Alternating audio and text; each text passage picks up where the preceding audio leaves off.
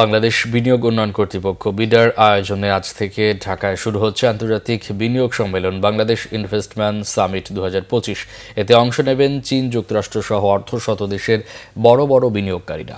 অংশগ্রহণকারী শীর্ষ বিনিয়োগকারীদের সাথে পৃথক দ্বিপক্ষীয় বৈঠক করবেন প্রধান উপদেষ্টা ডক্টর মোহাম্মদ ইউনূস। বস্ত্র, নবায়নযোগ্য জ্বালানি, ওষুধ, কৃষি, প্রক্রিয়াজাত শিল্প ও ডিজিটাল ইকোনমির মতো খাতকে সবচেয়ে সম্ভাবনাময় খাত হিসেবে তুলে ধরা হবে এই সম্মেলনে। বিনিয়োগ সম্মেলনে মার্কিন মহাকাশ গবেষণা প্রতিষ্ঠান নাসার সাথে বেসামরিক মহাকাশ অনুসন্ধান নিয়ে চুক্তি হওয়ার কথা রয়েছে।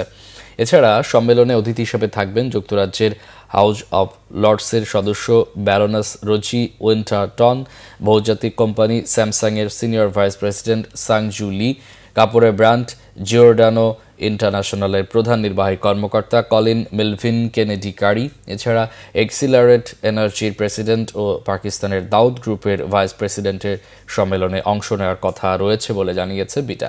এসব ব্যক্তির পাশাপাশি সামাজিক যোগাযোগ মাধ্যম ফেসবুকের মূল প্রতিষ্ঠান মেটা, উবার, টেলিনর ও টয়োটার মতো অনেক প্রতিষ্ঠানের প্রতিনিধিরা অংশ নেবেন।